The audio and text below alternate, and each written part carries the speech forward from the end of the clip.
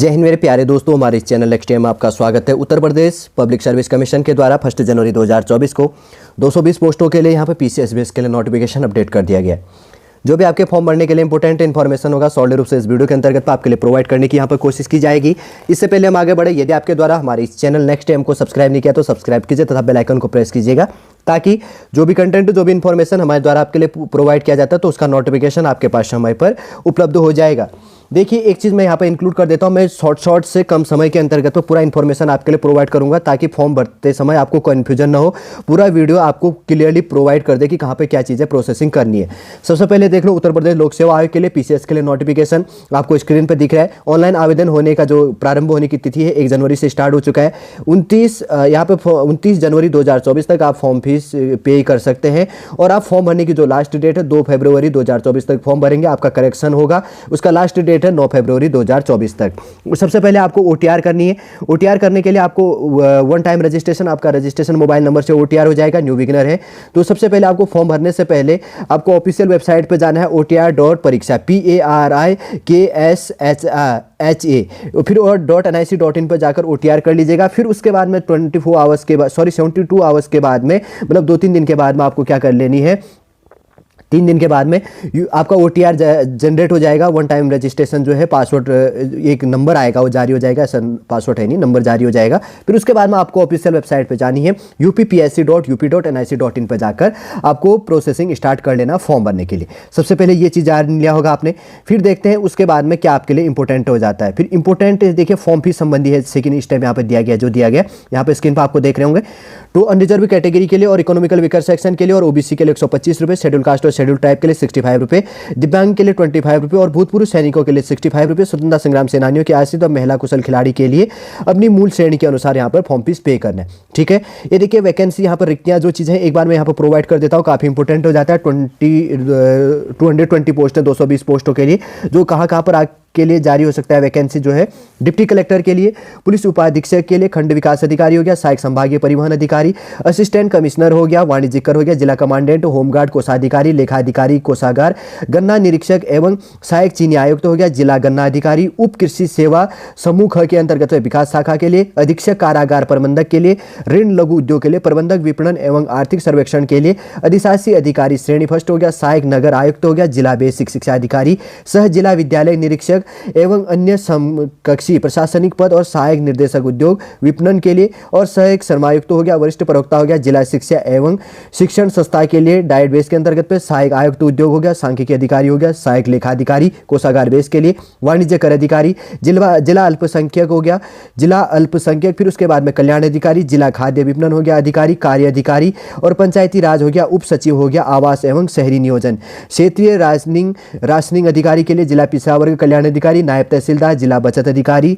जिला पंचायत राज अधिकारी, जिला समाज कल्याण अधिकारी, लेखा अधिकारी नगर विकास और जिला पूर्ति अधिकारी हो गया, श्रेणी सेकंड हो गया, अपर जिला विकास अधिकारी, समाज कल्याण, यात्री कर मालकर अधिकारी हो गया, जिला दिव्यांग जन सशक्तिकरण अधिकारी, सहायक जिला रोजगार सहायता अधिकारी और लेखाधिकारी और स्थानीय निकास हो गया। फिर उसके बाद में क्षेत्रीय सेवा योजन अधिकारी, सहायक निबंधक हो गया, सहकारिता उप निबंधक, और उसके बाद में सहायक अभियोजन अधिकारी परिवहन के लिए, जिला प्रोवेशन अधिकारी के लिए, जिला प्रशासनिक अधिकारी के लिए, जिला लेखा परीक्षा अधिकारी वित्तीय लेखा और परीक्षा अनुभाग बेस में। फिर उसके बाद में सहायक नियंत्रक विधिक मापन विज्ञान के लिए ग्रेड 1 सेकंड के लिए, जिला कार्यक्रम अधिकारी, जिला युवा कल्याण एवं प्रादेशिक विकास दल अधिकारी और श्रम प्रवर्तन अधिकारी, आबकारी निरीक्षक, बाल विकास परियोजना अधिकारी, खाद्य सुरक्षा अधिकारी, उप कार्यपाल, प्राविधिक सहायक भूवैज्ञानिक भूभौतिकी के लिए और प्राविधिक सहायक के लिए भूतत्व के लिए, और उसके बाद में व्यवस्था अधिकारी और व्यवस्थापक राज्य संपत्ति विभाग के लिए, और प्रबंधक इसके अंतर्गत पे रासायनिक हो गया, शायद यहाँ पर थोड़ा सा टाइपिंग मिस्टेक हो सकता है,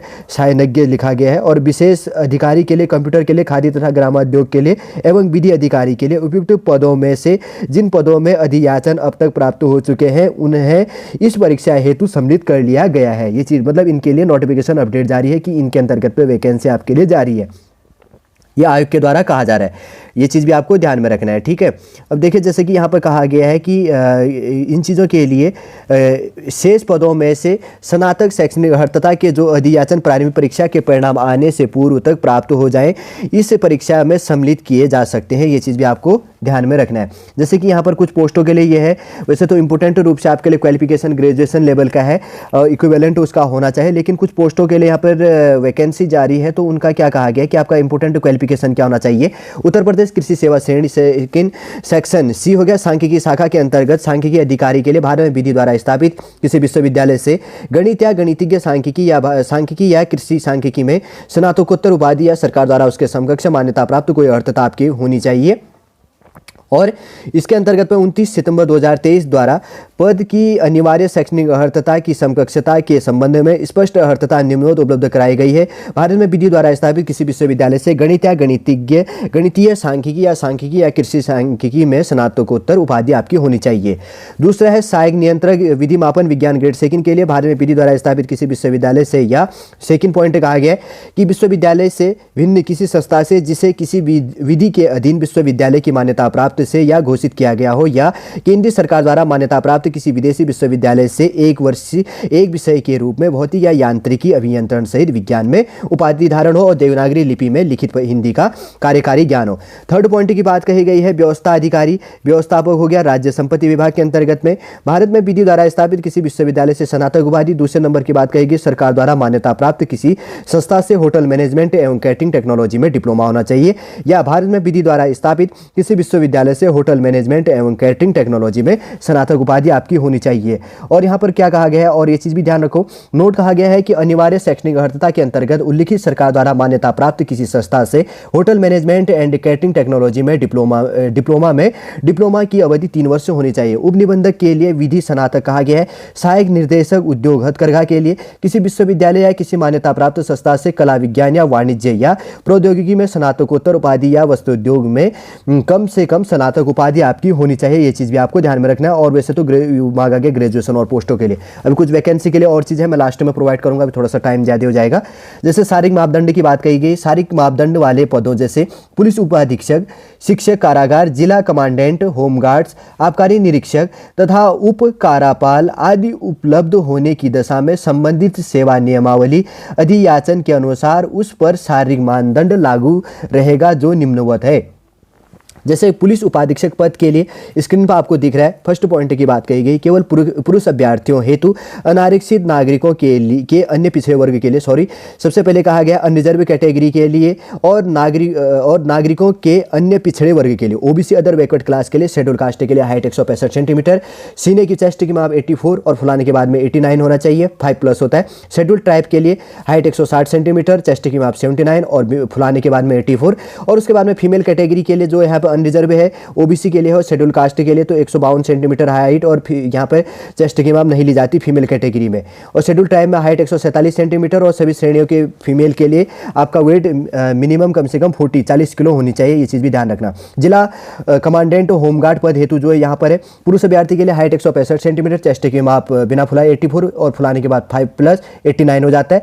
और फीमेल कैटेगरी के लिए यहाँ पे हाइट यहाँ पे 150 सेंटीमीटर, चेस्ट की माप 79 और फुलाने के बाद में 84। और इसके बाद में पुरुष अभ्यर्थी कुमाऊं और गढ़वाल मंडलों के अनुसूचित जनजाति और अभ्यर्थियों के लिए उत्तराखंड बेस के अंतर्गत तो कुमाऊं और गढ़वाल के अगर जो एस्पिरेंट्स का फॉर्म भरते हैं तो उनके लिए हाइट 160 सेंटीमीटर, चेस्ट की माप 84 और फुलाने के बाद में 89 होना चाहिए। ये चीज भी आपको ध्यान में रखना है। अधीक्षक कारागार पद हेतु हाइट 168 सेंटीमीटर, कुमाऊं और गढ़वाल उत्तराखंड बेस के अंतर्गत संभाग के अभ्यर्थियों के लिए 163 सेंटीमीटर से कम नहीं होनी चाहिए और सीने की माप 81.3 सेंटीमीटर बिना फुलाए और फुलाने के बाद 5+ 86.3 सेंटीमीटर होना चाहिए। विजन दृष्टि जिसको कहा जाता है 6/6 आपका यहाँ पे होना चाहिए।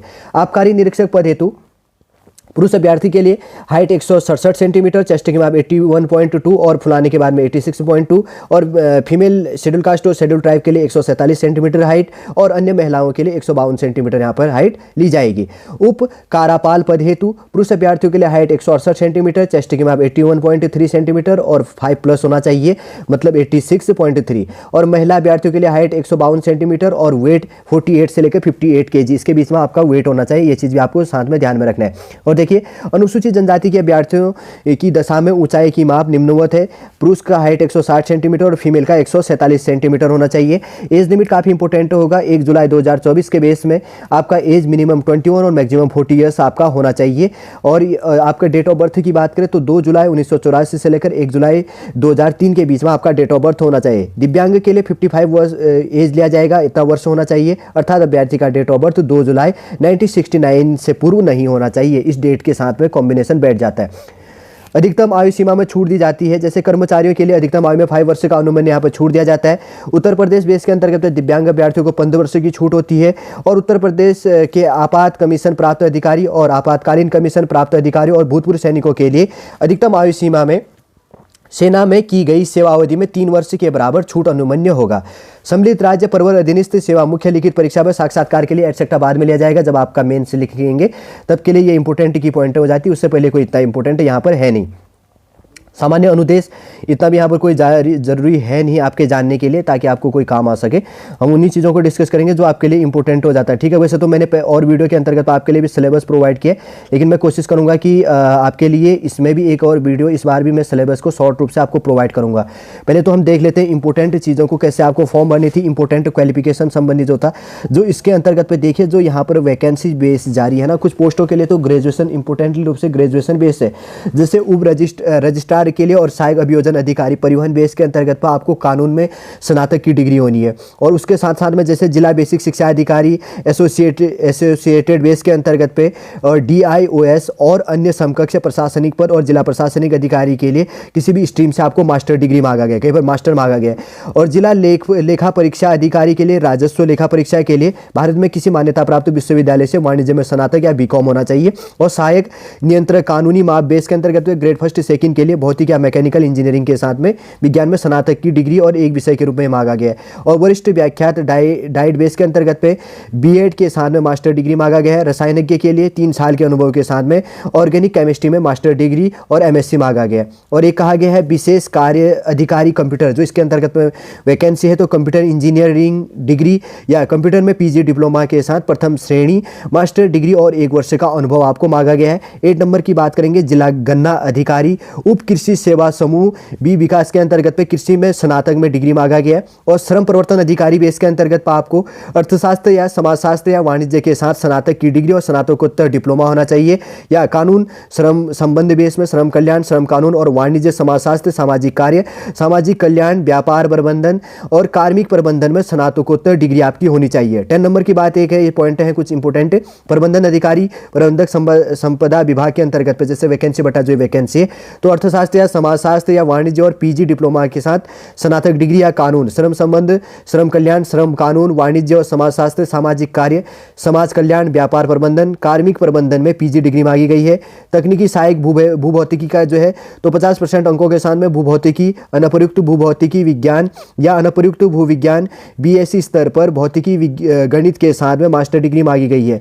कर निर्धारण अधिकारी बेस के अंतर्गत 55% अंकों के साथ में अर्थशास्त्र या वाणिज्य में स्नातक की डिग्री आपको यहाँ पर मांगी गई है। जो इसके अंतर्गत 220 पोस्टों के अंतर्गत जो कुछ इंपॉर्टेंट है, कहीं पर तो ग्रेजुएशन लेवल मांगा गया है। जहाँ पर जो वैकेंसी मांगी गई है इसके अंतर्गत जो पोस्ट है तो उनके लिए इंपॉर्टेंट क्वालिफिकेशन क्या है वो इसके अंतर्गत हमने सॉलिड रूप से जान लिया।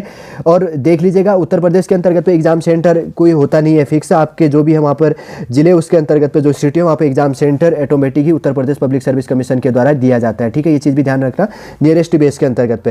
वैसे सॉलिड रूप से समझ गए होंगे Uttar Pradesh public service commission के द्वारा 1 जनवरी 2024 को जो 220 पोस्टों के लिए PCS के लिए नोटिफिकेशन जारी किया गया था, जो उसके लिए फॉर्म भरने के लिए इंपॉर्टेंट इन्फॉर्मेशन था, तो इस वीडियो के अंतर्गत आपके लिए प्रोवाइड करने की कोशिश की गई है। उम्मीद करूंगा दोस्तों कम समय के अंतर्गत आप सॉलिड रूप से समझ गए होंगे। यदि आज का इन्फॉर्मेशन आपको अच्छा लगता है लाइक कीजिए, कमेंट कीजिए और हमारे इस चैनल नेक्स्ट एम को सब्सक्राइब कीजिएगा। वापस हम नेक्स्ट क्लास के अंतर्गत आपसे मिलेंगे। जय हिंद, जय भारत।